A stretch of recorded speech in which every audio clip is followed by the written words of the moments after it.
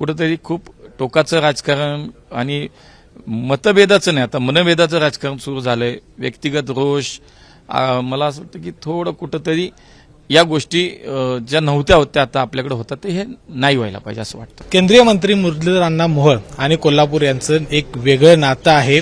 गेल्या अनेक वर्षांपासून ते या ठिकाणी येतात, इथली मैत्री आहे ती जपतात.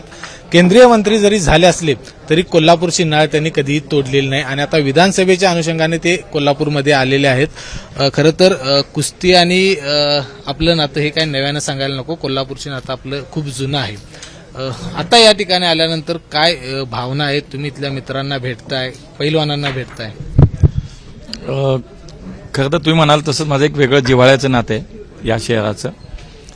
माझ्या आयुष्यातली जवळजवळ 6-7 वर्ष मी इथं होतो. महाविद्यालयीन शिक्षण इथं झालं. तालमीमध्ये कुस्तीचे धडे या ठिकाणी मी घेतले आणि त्यामुळे एक भावनिक नातं आहे. खूप कॉलेज केल्यामुळे महाविद्यालयातले सगळं मित्रपरिवार आहे. तालमीमुळं, कोल्हापूरमुळं मला अख्ख्या महाराष्ट्रातले माझे जो मित्रपरिवार निर्माण झाला ते या कोल्हापूरमध्ये झाला. का तर आम्ही राज्यातून वेगवेगळ्या भागातून वेगवेगळ्या जिल्ह्यातून आलेले आम्ही सगळे एका ठिकाणी राहायचो, एकत्र खायचो, व्यायाम करायचो. त्यामुळे एक नातं जे तयार झालं ते कोल्हापूरमुळे झालं. त्यामुळे आजही कोल्हापूरमध्ये येताना मनापासून आनंद वाटतो. जास्तीत जास्त वेळ इथं द्यावा असं वाटतं, पण आता बाकी सगळ्या व्यस्ततेमुळे जितका वेळ देता येईल प्रवासामध्ये तेवढा कोल्हापूरला नेहमी द्यावा असं वाटतं. आज आले बरं वाटतंय. एखादी जुनी आठवण किंवा असा एक अविस्मरणीय क्षण? नाही, मी म्हणाल तसं की कोल्हापुरात खूप आठवणी आहेत. माझं महाविद्यालयीन शिक्षण इथं झालं. म्हणजे राजकीय जीवनाची सुरुवात जरी पुण्यात गेल्यावर झाली असली तरी मी इथं 12वीला असताना कॉमर्स कॉलेजला विद्यार्थी प्रतिनिधी म्हणून निवडून आलो. माझी ती आठवण आहे की सुरुवात खरी तर म्हणायला पाहिजे इथून झाली आणि शेवटी एका आखाड्यातून दुसऱ्या आखाड्यात गेलो. लाल मातीच्या आखाड्यातून राजकीय आखाड्यात गेलो.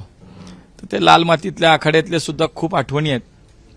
म्हणजे अगदी व्यायाम न केल्यामुळे, नियमित व्यायामाला न आल्यामुळे वस्तादांनी केलेल्या शिक्षा आणि नंतर पुन्हा आपुलकीनं जवळ घेणं, असे अनेक अनेक प्रसंग आहेत की जे इथं आल्यानंतर मला खूप भावतात. सगळ्यात मला असं वाटतं की कोल्हापूरची माणसं खूप प्रेमळ आहेत. मी 1-2-3 ठिकाणी वेगवेगळ्या ठिकाणी राहिलो, पण कधी असं भास नाही झालं की मी कधी बाहेर न आलोय. आणि इतकी आपुलकी आणि मला असं वाटतं की एक प्रेमभाव मी कोल्हापूरच्या ज्या ज्या ठिकाणी राहिलो त्या सगळ्या आजूबाजूच्या लोकांच्यामध्ये पाहिला आणि म्हणून मला एक वेगळे आपुलकी कायम राहिली. कुस्तीचा आखाडा तुम्ही कोल्हापूरमध्ये गाजवला आणि राजकीय आखाडा आता तुम्ही पुण्यामध्ये गाजवत आहात. पुण्यात राहून कोल्हापूरकडे बघत असताना, कोल्हापूरचा विकास बघत असताना तुम्हाला नेमकं काय वाटतं की तुम्ही 20-25 वर्षापूर्वी होता तसंच कोल्हापूर आहे की काय? मला असं वाटतं की शेवटी जगाबरोबर आपल्याला चाललं पाहिजे. कोल्हापूर माझं आवडतं शहर आहे. कोल्हापूरमध्ये आल्यानंतर खूप बरं वाटतं. एक त्याच्यातला जो ग्रामीण टच आहे ना तो आजही चांगला आहे, तो मनाला भावतो. पण शेवटी काळाची गरज आहे की तुम्हाला विकासाबरोबर चालावं लागेल. आता मी आज 20-25 वर्षानंतर जरी कधी इथं आलो तर मला असं वाटतं की शेवटी या पश्चिम महाराष्ट्रातलं पुण्यानंतरचं एक महत्वाचं शहर आहे कोल्हापूर. गेल्या 15-20 वर्षात ज्या पद्धतीनं खरं डेव्हलप व्हायला हवं होतं, आज इथल्या सार्वजनिक वाहतुकीचा प्रश्न आहे, घनकचरा व्यवस्थापनाचा प्रश्न आहे, मला असं वाटतं वाहतुकीचाही प्रश्न आहे. ज्यावेळेला मी भेटतो लोकांना, त्याच्यात राजकारण नसतं अजिबात, मला कुठल्या राजकीय याच्यात बोलायचंच नाही आता, पण मला असं वाटतं की एक खूप क्षमता असलेलं शहर आहे, पण त्या मानाने तितकी प्रगती मागच्या 15-20 वर्षात झाली नाही असं माझं प्रामाणिक मत आहे. की खूप काही गोष्टी घडू शकतात, खूप काही गोष्टी होऊ शकतात, पण त्या का नाही झाल्या? शेवटी राजकीय इच्छाशक्ती खूप महत्वाची असते. तुम्ही तुमच्या शहराबद्दलची तुमची आत्मीयता, तुमचं प्रेम आणि एक मला असं वाटतं की व्हिजन हे जेव्हा तुम्ही एकत्र तुमच्याकडे असेल ना तर नक्की तुम्हाला हे सगळं शक्य आहे. पण कशाचा अभाव आला मला माहित नाही, मला कुणा व्यक्तिगत टीका नाही करायची, पण कशामुळे हे राहिलं हे माहित नाही.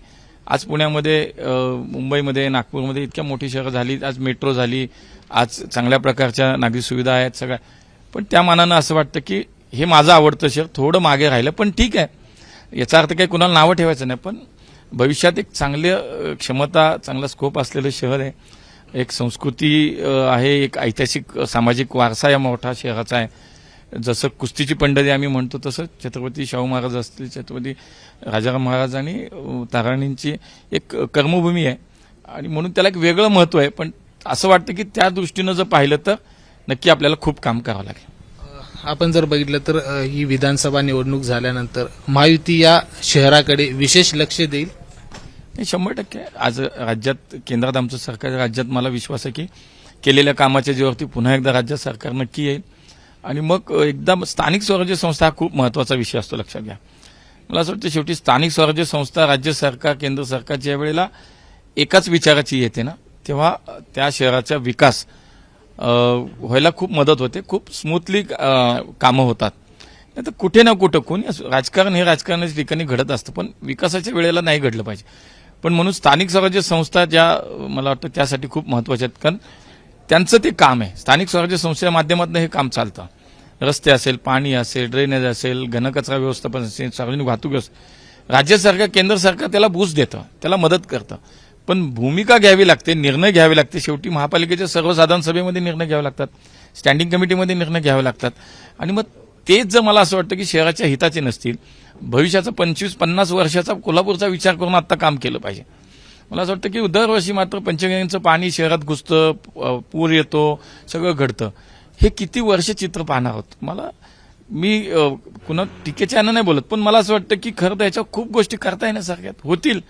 राजकीय इच्छाशक्ती खूप महत्वाची आहे. त्यामुळे महानगरपालिकेची सत्ता, राज्यातली सत्ता ही जर एका ठिकाणी आली ना, तर मला असं वाटतं की हे लवकर काम मार्गी लागते. शेवटचा प्रश्न असा आहे की आपल्या कुस्तीशी आपली नाळ आहे जोडलेली, महाराष्ट्रातील असा कुठला नेता आहे की तो अंगाला तेल लावून पहिलवान म्हणावा असं तुम्हाला वाटतं? राजकारणात आजकाल आता सगळेच तेल लावले बघा. राजकारणातली संस्कृती बदलत चालली. मी मागे एका ठिकाणी म्हटलं की खरं तर आपल्याकडे अशा राजकीय संस्कृतीची कधी कोणी विचार नाही केला. अशा पद्धतीचं थोडं राजकारण चाललंय. नवीन कार्यकर्ते आमच्यासारख्यांना तरुणांना असं वाटतं की पुढे काय होईल आता. त्यामुळे कुठंतरी ही राजकीय संस्कृती थोडीशी आपण कुठे जी आहे पिढ्यानपिढ्या जी अगोदर चालत आली, ज्यांचं आम्ही वाचतो, ज्यांचं पाहतो किंवा ऐकतो की जुन्या आमच्या आधीच्या पिढी, त्याच्या आधीच्या पिढीची एक राजकीय संस्कृती राज्यातली काय होती. पण मला असं वाटतं कुठंतरी आता थोडंसं त्या आम्ही विसरतो की काय एका वेगळ्या दिशेने चाललोय. कुठंतरी खूप टोकाचं राजकारण आणि मतभेदाचं नाही, आता मनभेदाचं राजकारण सुरू झालंय. व्यक्तिगत रोष, मला असं वाटतं की थोडं कुठंतरी या गोष्टी ज्या नव्हत्या होत्या आता आपल्याकडे होतात, ते हे नाही व्हायला पाहिजे असं वाटतं. तर आपण बघितलं की कुस्तीच्या आखाड्यातून सुरू झालेला प्रवास हा राजकीय आखाडा आणि कोल्हापूरबद्दलचं असलेलं प्रेम हे अण्णांनी या ठिकाणी बोलून दाखवलेलं आहे. कोल्हापूरचा विकास हा चांगल्या पद्धतीने व्हायला पाहिजे. महायुती त्या संदर्भात पूर्णपणे लक्ष घालेल, विशेष लक्ष कोल्हापूरला घालेल अशा पद्धतीचा विश्वास देखील या ठिकाणी मुरलीधर अण्णा मोहोळ यांनी दिला आहे. कॅमेरामन निलेश शेवाळेसह विजय केसरकर, एबीपी माझा, कोल्हापूर. एबीपी माझा, उघडा डोळे बघा नीट.